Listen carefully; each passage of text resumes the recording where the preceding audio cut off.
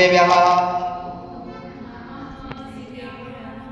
कैकैकण्ठे श्यामान्य च वपोत्तङ्गेन विहाय लक्षणे उर्गिनिहारि वन्दा पारशिना वन्दा परे अनंता अनंत सिद्ध परमेष्ठी भगवान की 1008 श्री आदिनाथ भगवान की 1008 श्री पार्श्वनाथ भगवान की 1008 श्री महावीर भगवान की आचार्य गुरु श्री विराज सागर जी महामुनिराज की आचार्य गुरु श्री विशुद्ध सागर जी महामुनिराज की अहिंसा वही जिन धर्म की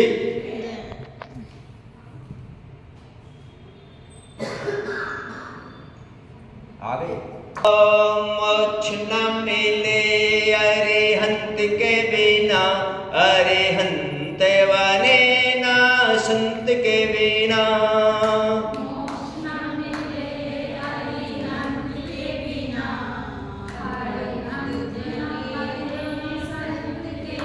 मैं अभी धीरे आपको इसलिए बोल रहा हूँ कि आप सुन लें इसलिए नहीं ताली वाली भी बजाने के लिए थोड़ी स्पीड कर दूंगा तो अच्छे से बज जाए पर अभी सोच रहा हूँ कि जल्दी बोलूँगा तो तुम्हारी समझ में है नहीं है। अब आपको कैसे गाना है ऐसे नहीं गाना है अभी तुमने गाया ना पता कैसे गा रहे थे तुम अभी जैसे कभी देखा है कभी हॉस्पिटल में के बिना अरे हंत वारे ना संत के बिना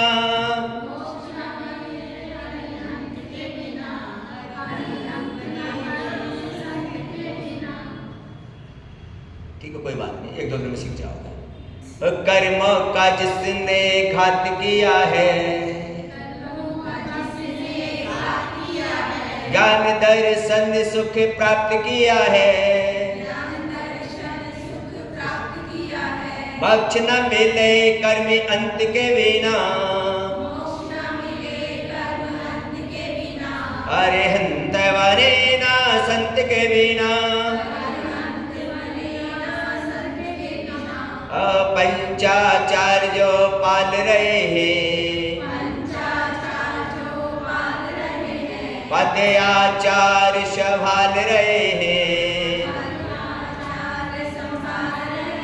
उपाध्याय न हो द्वद संग के बिना अरे हंत वरे ना संत के बिना राग दस्त मोह से हीन कहे हैं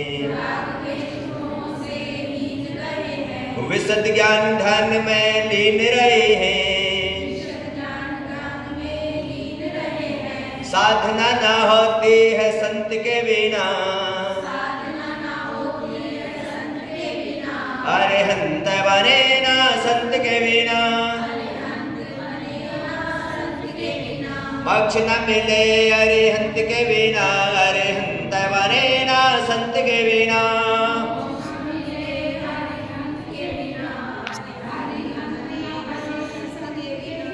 जिन धर्म आगम को आप ध्याइए चैत्य मंदिर के दर्श पाइए अंत न मिले मोक्ष पंथ के बिना अरे हंत बने ना संत के बिना मोक्ष न मिले अरे हंत के बिना अरे हंत बने ना संत के बिना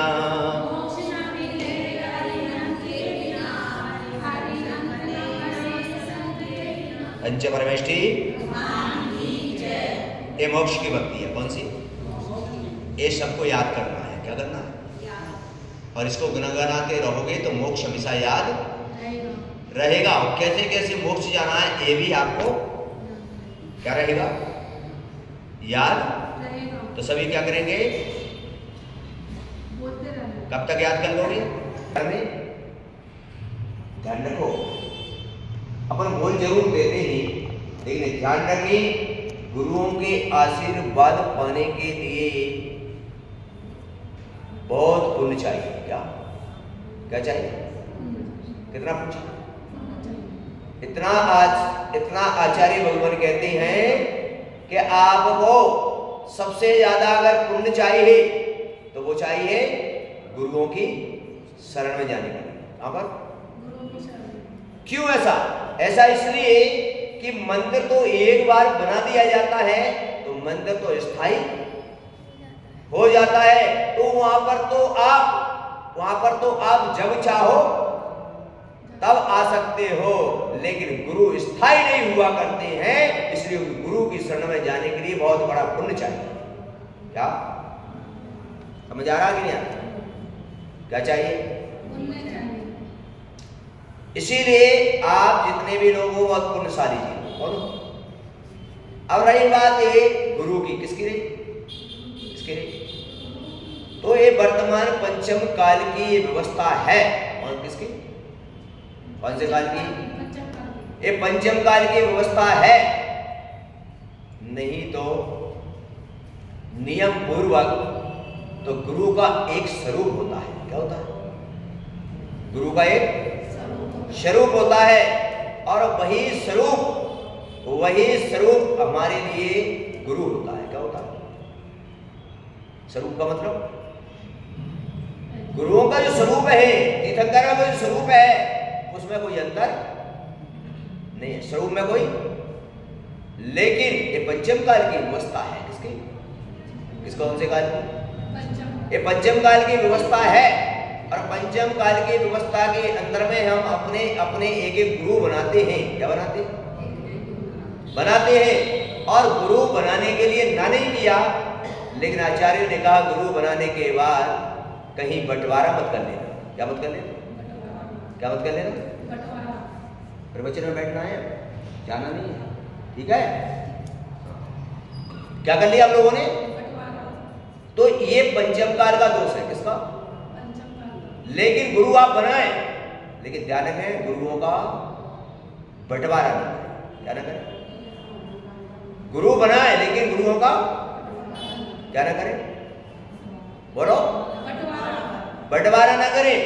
मतलब गुरु बनाने का मतलब मैंने बताया ना, गुरु किस लिए बनाए जाते हैं? तो गुरु बनाए जाते हैं कि हमारे अंदर अगर किसी प्रकार की कोई दुविधा है, कोई बात है, तो अपने गुरु को जाकर बता देते हैं, क्योंकि अपनी जो बात है वो हर किसी को, इसके लिए किसके लिए बनाए जाते हैं गुरु? इसके लिए। लेकिन गुरु बंटवारा करने के लिए नहीं बनाए जाते। इसके लिए तुमने कहा, चार ने कहा मेरे गुरु है मैं उन्हीं को मानूंगा, चार ने कहा मेरे गुरु उन्हीं को मानूंगा, चार ने कहा, तो ये बंटवारा करने का हमारा धर्म आज्ञा नहीं देता। क्या? इसलिए आप लोगों के लिए आज ध्यान रखना है, गुरु किसी के कोई भी महाराज हो, लेकिन बंटवारा क्या नहीं करेंगे? क्या नहीं करोगे? जो भी तुम्हारे सामने आकर गुरु खड़े हो जाए, बोलना इस गुरु में भी मेरे गुरु का स्वरूप नजर आ रहा है। क्या रहा? समझ में आ रहा है नहीं मेरी पूरी बात? नहीं आ रहा? क्योंकि हमारा जैन धर्म कहता है एक तीर्थंकर में, कितने में? एक तीर्थंकर में 24 तीर्थंकर नजर आने चाहिए। एक अनंत में सारे अनंत नजर आते हैं, एक सिद्ध में सारे सिद्ध नजर आते हैं, तो एक साधु में भी सारे साधु नजर आना। तुम्हारे सामने जो भी गुरु आ गए, आपस एक चिंतन कर लेना क्या कि मेरे गुरु का स्वरूप इन्हीं में समाहित है, इन्हीं में समाहित है। क्या ऐसा जब विचार करेंगे तो बंटवारा नहीं होगा। क्या नहीं होगा? बोलो। और बंटवारा नहीं होगा तो हमारा आज भी चौथा काल कहलाएगा। क्या कहलाएगा? आज पंचम काल नहीं कहलाएगा, आज भी चौथा काल होगा, चतुर्थ काल होगा आज भी। क्या? और अगर आपने बंटवारा किया तो कौन सा काल रहेगा? बोलो। तो कौन सा काल लाना है? पंचम ही रहना है। चतुर्थ काल में जीना है तो क्या करना है हमको? बंटवारा मत करना। क्या? हेलो बहन जी, महाराज आए, कौन से महाराज आए बनाने? अरे वो मेरे ग्रुप के महाराज हो, तो मैं तब रहते मैं नहीं जाना। अब मैं ऐसा विचार कभी जीवन में नहीं आना चाहिए। क्यों? गुरु तो गुरु ही है। अब देखिए, अब इसका आगे का विषय देखिए कि बताए, आज आप सभी लोग नमोकार मंत्र पढ़ते हो? बोलिए, पढ़ते हो? ठीक है। अब मुझे बताएंगे आप कि नमोकार मंत्र की माला प्रत्येक व्यक्ति फेरता है? बोलो बोलो बोलो। यहाँ पर सभी लोग नमोकार जानते हैं कि नहीं जानते? जानते हैं। ठीक है। अब मुझे बताएंगे कि एक तरफ जब नमोकार मंत्र की चर्चा करते हैं तो कहते हैं नमोकार मंत्र एक हमारी बहुत बड़ा अखंड नमोकार मंत्र है। क्या है? अखंड है, अनादि निधन है। क्या है? कौन सा है? है ना? और नमोकार मंत्र से बढ़कर कोई मंत्र नहीं है। अब आपसे मेरा एक प्रश्न है कि वो नमोकार मंत्र जो है आप रोज माला फेरते हो, रोज स्मरण करते हो, वो नमोकार मंत्र की माला से तुम्हारे दुख दूर क्यों नहीं होते? प्रश्न खड़ा होता है यहाँ पर। क्या होता है प्रश्न? ये खड़ा होता है। आप लोग पूजा करते हो, पाठ करते हो, सारे दान देते हो, सभी प्रकार के अच्छे भाव रखते हो, तुम हिंसा भी नहीं कर, मच्छर मारते हो? बार अगर इसके एक मच्छर में मर जाए तो फिर क्या कहते हैं? बोलो, जीव लग, पाप लग गया। क्या लग गया? बोलते नहीं बोलते? तो हम तो एक मच्छर को भी नहीं मारते हैं, लेकिन यहाँ पर नमोकार मंत्र भी पढ़ रहे हैं, पूजा भी कर रहे हैं, गुरुओं की सेवा भी कर रहे हैं, सारा काम कर रहे हैं। फिर हमारा प्रश्न आता है कि हमारे दुख क्या नहीं हो रहे? हमारे दुख। और इधर जब मैं ग्रंथों में पढ़ता हूं तो ग्रंथों में पढ़ने के बाद मेरे मन में विचार आता है, चिंतन आता है। एक अंजन चोर हुआ। कौन? तुम चोर तो नहीं हो ना? बोलो, चोर तो नहीं है ना तुम लोग? वो अंजन जो चोर था वो चोरी भी करता था, और जिसके अंदर एक व्यसन पैदा हो जाए उसके अंदर सारे व्यसन पैदा हो जाते। क्या होते हैं? क्या समझे? जिसके अंदर लग जाए उसके अंदर सारे। अब व्यसन जानते हो 7 होते हैं। कितने? शास्त्रों में। जुआ खेलना, मांस खाना, शराब पीना, वैश्यावृत्ति करना, परस्त्री सेवन करना, चोरी करना, शिकार करना, ये 7 क्या है? व्यसन है। क्या? और इसके अंदर में भी अगर गुटखा, सिगरेट, बीड़ी, ये भी सब व्यसन में आती है। किसमें आते हैं? व्यसन में आते हैं। ये लोग करते हैं। यहां तक कि टीवी भी व्यसन है। क्या है? टीवी देखना भी क्या है? ध्यान रखो इस बात का। क्या? और इस प्रकार आचार्य कहते हैं क्या? तो ऐसे व्यसन धारण करने वाला अंजन चोर। कौन? है ना? अब मेरी समझ में नहीं आता कि हम लोग तो रोज पूजा कर रहे हैं, रोज पाठ कर रहे हैं, रोज नमोकार मंत्र की माला फेर रहे हैं, दान भी दे रहे हैं, सारे काम कर रहे हैं। हमने तो कभी चोरी किसी की नहीं, हमने किसी की हिंसा की नहीं, जबकि चोर तो लोगों को भी नहीं मारते। क्या? बोलो, मारते हैं। तो सारी चीजें ये आती हैं, लेकिन आप विचार कर सकते हो कि हमने तो कुछ नहीं किया। और अंजन चोर वो नमोकार भी नहीं पढ़ सका और उसने कहा आड़म ताड़म। अब बोलो, अब तुम तो नमोकार जानते हो कि नहीं? बोलो, बात समझने का प्रयास करो। क्या करो? बात समझने का प्रयास करो। अंजन चोर ने कहा आड़म ताड़म। बात समझ आ रही? और उसको आकाशवाणी विद्या की प्राप्ति हो। क्या होगी? अब यहाँ पर थोड़ा सा आप विचार कर सकते हैं, चिंतन कर सकते हैं, सोच सकते हैं हम कि हम कुछ नहीं करते, हम पूजा कर रहे हैं, पाठ कर रहे हैं, हम जैनी लोग हैं, हम हिंसा नहीं करते, चोरी नहीं करते, झूठ नहीं बोलते, शराब नहीं पीते, हम क्या शिकार नहीं करते, कुछ भी नहीं करते हैं, लेकिन हम तो नमोकार मंत्र की आराधना भी करते हैं। पर हमारे दुखों का क्षय कारण अभी तक तुम्हारे कारण समझ में नहीं आया। कारण इसका सिर्फ बस इतना सा है कि इतना समझने का प्रयास कर लेना, इतना दिमाग में इस बात को उतारने का बात कर लेना क्या कि अंतर सिर्फ इतना सा है, अंतर सिर्फ इतना सा है कि हम भगवान को तो मानते हैं, भगवान की पूजा तो करते हैं, गुरु की पूजा तो करते हैं, जिनवाणी की पूजा तो करते हैं, लेकिन जिन वचनों पर श्रद्धा नहीं करते। क्या नहीं करते? बस अंतर कितना है। वो अंजन चोर ने पूजा पाठ नहीं की, अंजन चोर था, लेकिन उसने जिन वचनों पर क्या कर लिया? श्रद्धान कर लिया। बस अंतर कितना समझ आ गया? कितना सा अंतर है?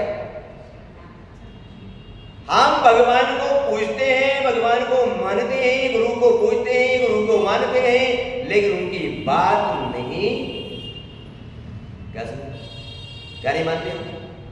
उनकी बात नहीं मानते। और यहां पर अंजन चोर ने कहा, अंजन चोर को कहा देवताओं ने आकर, किसने आकर कहा? देवताओं ने आकर कहा अंजन चोर को, तू भगवान की पूजा नहीं करता, तू गुरु को नहीं मानता, कोई बात नहीं, पर तू जिन वचनों पर श्रद्धान करता है, इसलिए हम तेरी सहायता करने के लिए क्या करने आ गए। आप लोगों से बस इतना सा ही अंतर है, इस अंतर को मिटा डालो। क्या करो? इस अंतर को दूरी कर दो इसको, कि जिन वचनों पर क्या करेंगे हम? बोलो, श्रद्धा करेंगे। और अंजन चोर ने जिन वचनों पर श्रद्धा नहीं किया, इसको जिन वचनों पर मैं तो कभी कभी चिंतन करता हूं, सोचता हूं क्या कि हम लोग इतने धर्मात्मा जीव हैं और अनेक धर्मात्मा जीव पैदा हुए। कहानी में अंजन चोर का लिखा गया, इसका एक धर्मात्मा सेठ का नहीं लिखा गया, इसका लिखा गया। मैंने कभी कभी दिमाग में विचारा, कभी कभी चिंतन आता, तो बस मेरी चिंतन में यही आया कि अंतर सिर्फ इतना सा ही रह गया कि हमने आज तक जिन वचनों पर क्या नहीं किया? बोलो, श्रद्धा नहीं किया। बस आप विचार कर लेना, लेकिन आप ये बात का ध्यान रखना अपने जीवन में कि अगर आपने पूरे जीवन पाप किए, क्या किए? क्या किए? पूरे जीवन पाप किए, लेकिन आपने शास्त्रों में अगर ये पढ़ लिया, गुरु के मुख से पढ़ लिया कि अंत भला सो, और अंत में आपने अगर दीक्षा ले ली, क्या ले ली? क्या ले ली? सुन रहे हो? क्या ले ली? कब? अंत समय में भी अगर आपने दीक्षा ले ली, क्या ले ली? दीक्षा लेकर आप खड़े हो गए, और उस समय दीक्षा लेने के बाद अगर तुम्हारा समाधि मरण होता है, तो उस समय जो यमराज आएगा, कौन लेने? कौन आता? ड्यूटी उसी की है ना लेने की। और जब यमराज लेने आएगा और एक पड़ोस में धर्मात्मा बैठा होगा, कौन? आप समझना बात को। एक पड़ोस में कौन बैठा है? धर्मात्मा बैठा है, और एक तरफ वो अंजन चोर खड़ा है, कौन? क्या लेकर? दीक्षा ली, मुनि के रूप में। किसने? अंजन चोर ने दीक्षा ली, पता है आपको, और दीक्षा लेके मुनि बना और अंतर्मुख में मोक्ष को प्राप्त हुआ। देखना है और विचार करना, एक धर्मात्मा जी बैठा है पास में, कौन बैठा है? और एक तरफ अंजन चोर खड़ा है मुनि बन के। क्या बन के? ठीक है। और एक तरफ कौन बैठा है? एक धर्मात्मा जी बैठा है, जिसने कभी हिंसा नहीं की, जिसने कभी झूठ नहीं बोला, जिसने कभी चोरी नहीं की, और उसने रोज भगवान का पूजा किया, अभिषेक किया, अनेक प्रकार का दान भी दिया। लेकिन अब यमराज आता है, कौन आता है? और यमराज जब आता है तो यमराज उस समय खड़ा होता है और वो अंजन चोर से कहता है, चल भाई। हाँ, किससे बोलता है? पड़ोस में धर्मात्मा जो बैठा हुआ था, उसने कहा यमराज से, ये कौन सी बेईमानी कर रहे हो तुम? बोले क्यों? बोले इसने जिंदगी भर डांगा डाला। क्या किया? जिंदगी भर इसने पाप किए। क्या किए? और मैंने कभी कोई, आप लोग भी ऐसा बोलते हो कि नहीं बोलते? कि महाराज हमने ऐसा कोई काम आज तक नहीं किया, किसी का बुरा नहीं किया, फिर भी हमारे जीवन में ऐसी बोलते हो नहीं बोलते? बोलो। तो उस समय धर्मात्मा ने सेठ जो बैठा हुआ था उसने कहा क्या कहां ले जा रहे हो इसको? अरे मोक्ष तो मुझे ले जाना चाहिए, किसको? क्योंकि मैंने जीवन में कोई पाप और इसने क्या किए? सारे पाप किए। तो यमराज ने कहा मुझे पता नहीं है, मुझे पता नहीं इसने क्या पाप किए, मुझे तो सामने दिख रहा है कि मुनि मुद्रा में है। किसमें है? ए मुनि मुद्रा में ही। और इसने कितने पाप किए मुझे कोई पता नहीं है। क्या कहें? क्योंकि मुझे तो सिर्फ इतना पता है कि जिसने जन्म लिया था तब ऐसा ही मुझे दिखा था, और जब जा रहा है तो मुझे इसी अवस्था में प्राप्त हुआ है, इसलिए इसको मैं मोक्ष लेके जाऊंगा। काम ओहो, धर्मात्मा जीव कहता है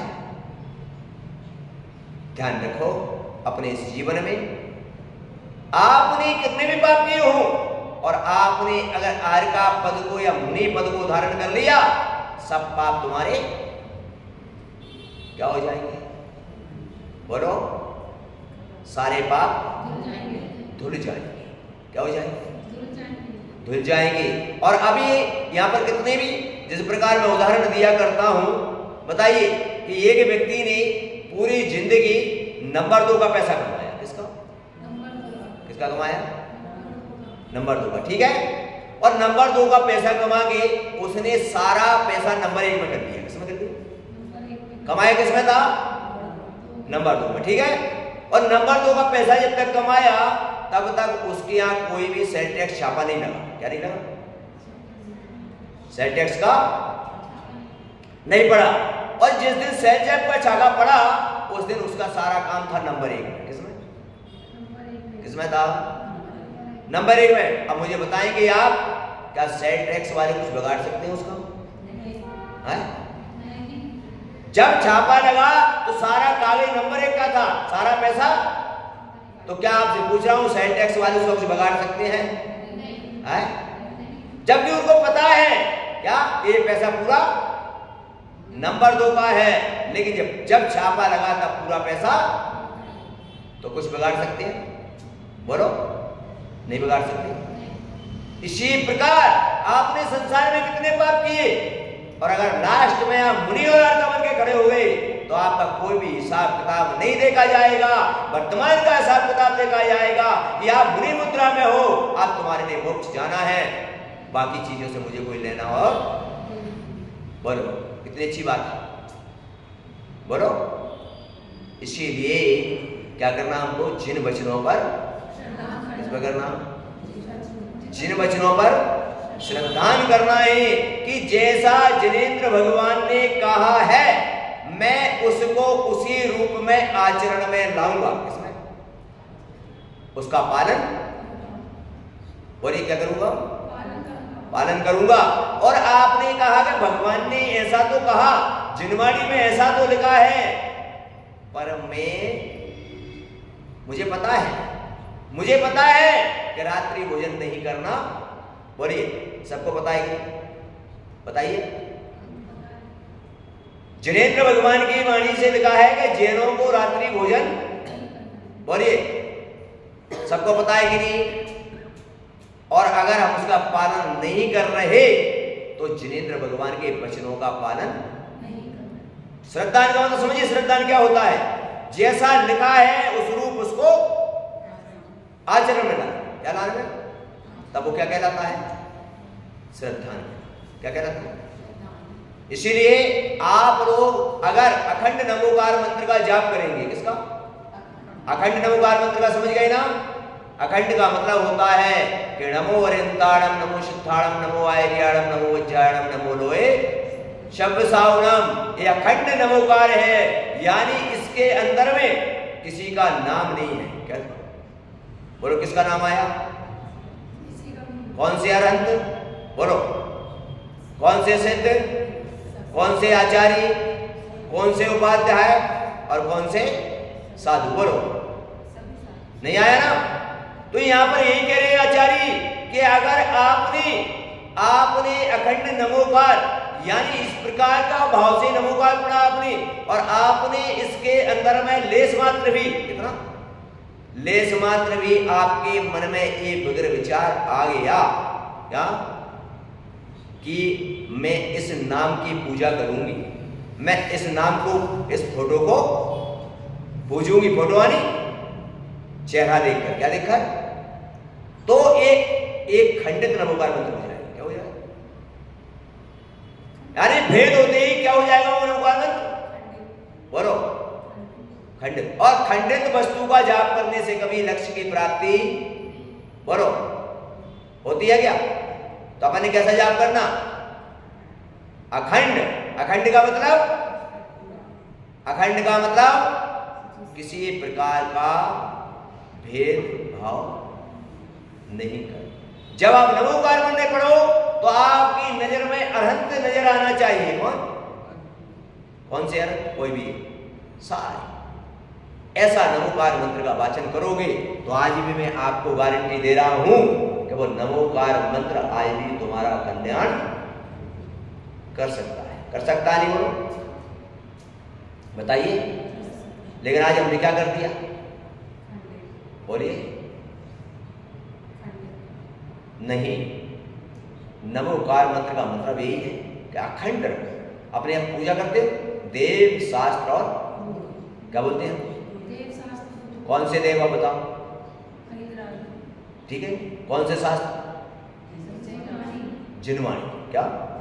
कौन से गुरु? बासुदेव। तो यहां पर जितनी भी हमारी चीजें लिखी गई इनमें किसी का नाम इसीलिए नहीं दिया गया क्या कि नाम देते ही श्रावक मिथ्यात्व में चले जाएंगे। किसमें? क्या किसमें चले जाएंगे? क्यों? क्योंकि हमारा धर्म कहता है साधवाद धर्म है, यानी ये भी सही है और ये भी सही है। क्या किसी में कोई अंतर नहीं है? और अगर हम बंटवारा करते हैं तो एकांतवाद में चले जाते हैं। किसमें? किसमें चले जाते हैं? माने हम एक को मानेंगे तो क्या होगा? एकांतवाद। क्या हो गया? और एकांतवाद शास्त्रों में मिथ्यात्व कहा है। क्या कहा है? क्या कहा है? आप पढ़ते ना आलोचना पाठ, विपरीत एकांत बने के संशय अज्ञान 5 प्रकार का मिथ्यात्व। कितने प्रकार आता है कि नहीं आता? समझ में आ गया? इसीलिए अपने लोगों के लिए कल भी मैंने नमोकार मंत्र पर ही आपको बताया था, पर एक भी सासू और बहू मुझे नजर, मेरा कहने का था कि सासू बहू को सुनाया था ना मैंने कि कितना उन्होंने पुण्य का आर्जन किया। एक भी सासू बहू ना तो सुबह वो पूजा में साथ दिखी, ना चौका में साथ दिखी, और ना यहाँ का भी ये गई है, बाकी सब ठीक है। तो आज मैंने नमोकार मंत्र का आपको बताया। आप अखंड नमोकार मंत्र की सेवा करेंगे तो निश्चित तुम्हारे कर्मों की क्या होगी? कर्मों की, और कर्मों की निर्जरा की बगैर मोक्ष बोली। ठीक है, तो इसी के पास नमोकार का बात है। अब एक छोटी सी मुझे आनंद यात्रा की बातें आती है। क्या है ना? एक बार क्या हुआ, एक सासू थी। कौन थी? अब सासू वो बैठी है ना, अच्छा ससुर भी आए? नहीं आए? ससुर आते तो मजा आ जाता। क्या आया?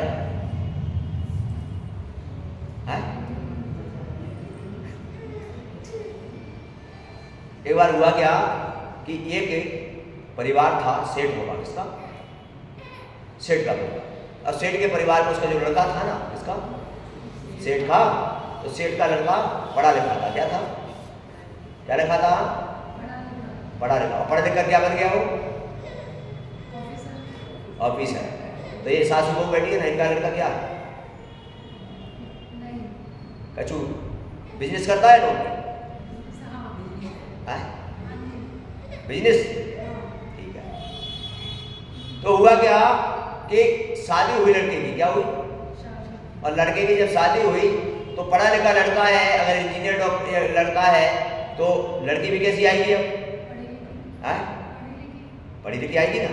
और पढ़ी लिखी, देखो पढ़े लिखे का मूल्य क्या होता है आप समझ लें। पढ़ा लिखा किसे कहते हैं? पढ़े लिखे के लिखने के बाद अगर विवेक है, क्या है, क्या है, तो वो पढ़ाई हमारी सार्थक है, क्या है। और विवेक नहीं है तो वो पढ़ाई कोई मतलब की पूर्व है का। तो पढ़ाई कब है सार्थक? तब क्या हुआ हमारे पास, ठीक है। एक आनंद यात्रा की घटना है, आपको हंसाने के लिए बोल देता हूं। शादी हो गई, घर में कौन आई है? बोलो, बहू। बहू जानते हो किसे कहते हैं? बहू में कितने अक्षर हैं? कौन कौन से? बा, ठीक है। अब इतना संजीव विक्षेप करते हैं, क्या करते हैं, है ना। पहला शब्द है बा, क्या है ना। तो जब शादी होती है, जब घर में बहू आती है तो सासू कहती है वाह वाह, मेरी जैसी बहू तो किसी की भी, क्या कहती है, मेरी जैसी पढ़ी लिखी सुंदर सब सुशील गुणवान, मेरी जैसी बहू तो। और जब 4 साल बीतते मेरी जैसी बहू तो समझ में आ गई? उसका नाम है,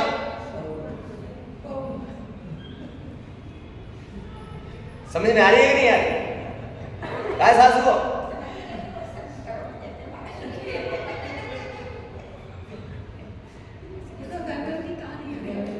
अरे मुझे थोड़ी पता है, मैं तुम्हारे ब्रह्मचारी। तो घर में आई बहू, अब देखिएगा मजे की बात, पढ़ी लिखी थी, क्या थी, पर समझदार थी, क्या थी, क्या थी, समझदार थी। घर में आई, घर में आने के बाद लड़का तो चला गया कहाँ, नौकरी करने, क्या करने। अब घर में बहू, अब घर में पता तुम्हें, पहले के समय में गाय भैंस होती थी, क्या होती थी, होती थी कि नहीं, तुमने देखी है। और गाय भैंस होती थी तो घर में क्या होता था, दूध लगाते थे, दूध जमाते थे, फिर उसका बिनौना करते थे, क्या करते थे, है ना। और बिनौना करने के बाद उसमें क्या निकालते थे, मक्खन थोड़ी होता है, मक्खन इंग्लिश वर्ड है, हिंदी में बोलते हैं नेड़ू, क्या बोलते हैं बोलो, हैं। तो अब सासू को बुखार आ गया, क्या आ गया, तो सासू ने बहू से कहा क्या कर ले, क्या कर ले, अरे दूध को दही बना के बिनौना कर ले, क्या कर ले, बिनौना। मैंने देखा तुमने, इतना बड़ा एक बर्तन होता है, उसमें रही डालते थे और उसको रस्सी से किया है तुम लोगों ने, ठीक है। तो रोज रोज बहू देखती थी क्या कि सासू 2 रस्सी पकड़ती और यूं यूं। तो उसने कहा, बोले बेटा मुझे बुखार आ गया, तू बिनौना कर ले। बहू गई और बहू ने क्या किया, बिनौना शुरू कर दिया। जैसे बिनौना शुरू किया तो सासू ने कहा बहू से कि बेटा जब इसमें नैनू आ जाए तो मुझे बुला लेना, तो उसे लिख देगा नहीं। अब पढ़ी लिखी थी ना, क्या थी, अब उसको हिंदी, उसको आजकल के बच्चों को अभी जिनवाणी निकालना, उनसे कितनी गिनती लिखी है, बोलते हमको हिंदी वाली गिनती उनको आती है। तब जैसे उसने बिनौना किया और बिनौना करने के बाद क्या, जैसे उसमें क्या आ गया, वो क्या,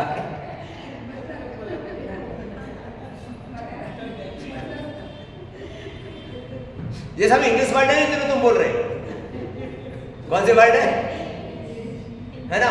तो उसने कहा, अब पढ़ी लिखी थी तो उसको भी वही आता था, मक्खन, क्या आता था, उसको भी मक्खन ही आता था। वो नेड़ू शब्द भूल गई, क्या भूल गई। अब जैसे ही वो आया और उसने लगाई सासू को आवाज, इसको किसने लगाई, अच्छा बहू कहाँ है, कैसे बुलाती है अपनी सासू को, बता दो, बोलो ना, वो बहू बोल रही है, बहू तो जो बहू है वो बोले ना, हाँ, ऐसे बुलाते हैं मम्मी जी।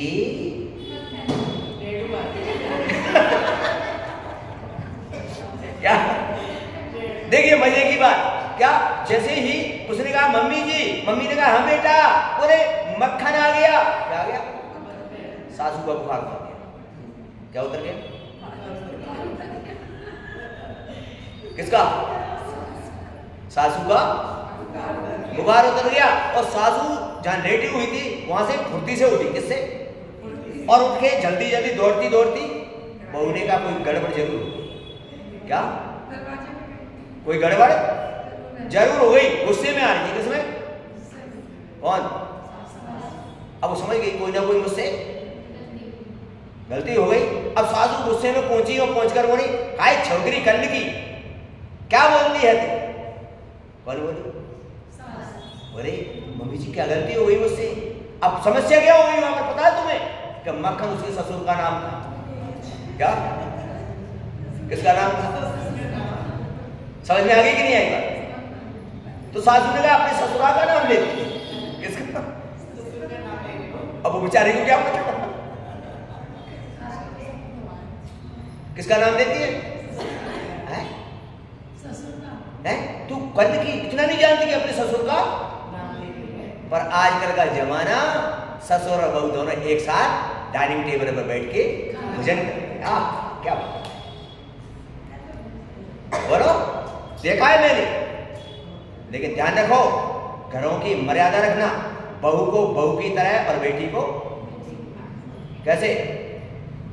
बहू को बेटी तो मानना, पर मर्यादा में क्या रखना?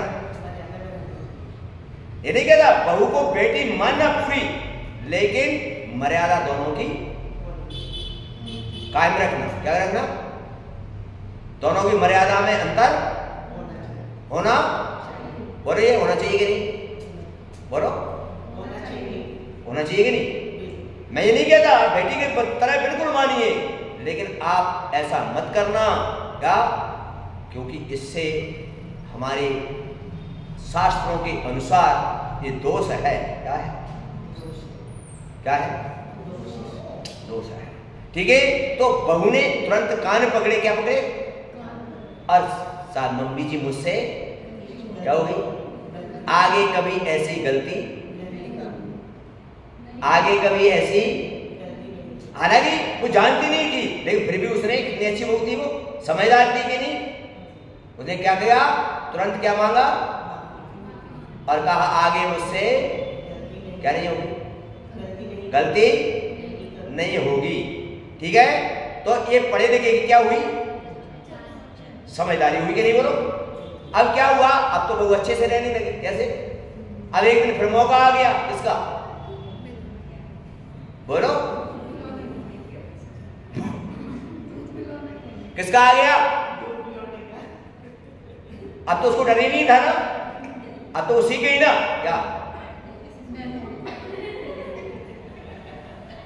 क्या सीख गई? बोलो ना। अब उसने बनौना किया, बनौना करने के बाद क्या आ गया उसमें?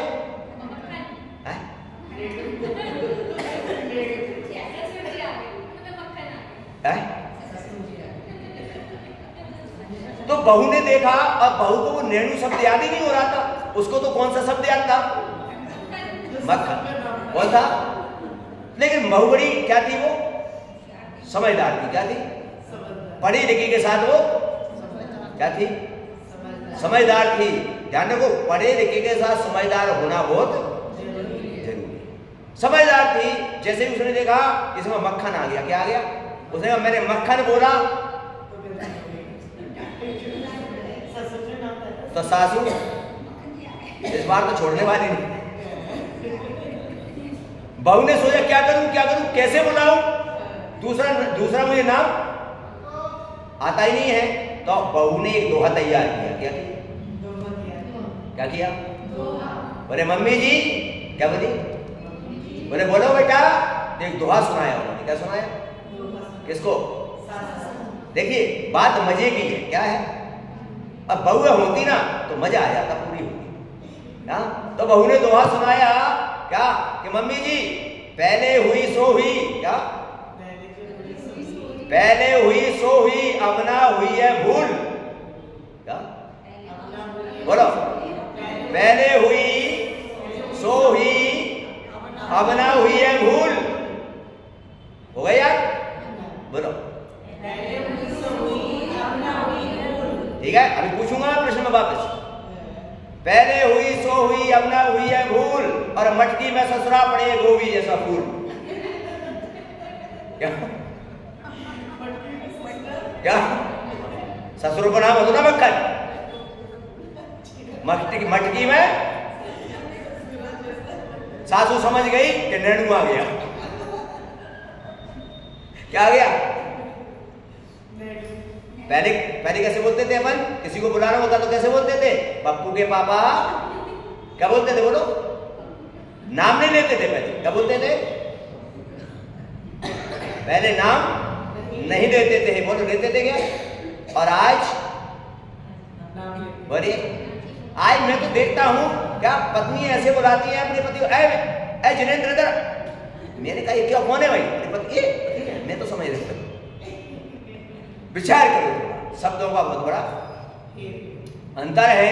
और बहू ने समझदारी से काम भी हो गया और डांट भी नहीं पड़ी। तो ऐसी पढ़े लिखे के साथ साथ समझदारी भी होना बोलो। और पढ़े लिखे के साथ अगर ऐसे समझदार हो तो मैं गारंटी दे रहा हूं आपको कि जीवन में कभी किसी की डांट नहीं खानी पड़ेगी, कभी किसी का सुनना नहीं पड़ेगा, और कभी परिवार में अशांति का वातावरण नहीं हो सकता। बोलो। तो पढ़े लिखे के साथ साथ क्या होना है हमको? बोलो, होना है कि नहीं? ठीक है, तो हमारा जीवन धन्य हो जाएगा कि नहीं? बोलो। ठीक है, बस एक पूरा करते हैं। और पेन इधर ले आओ।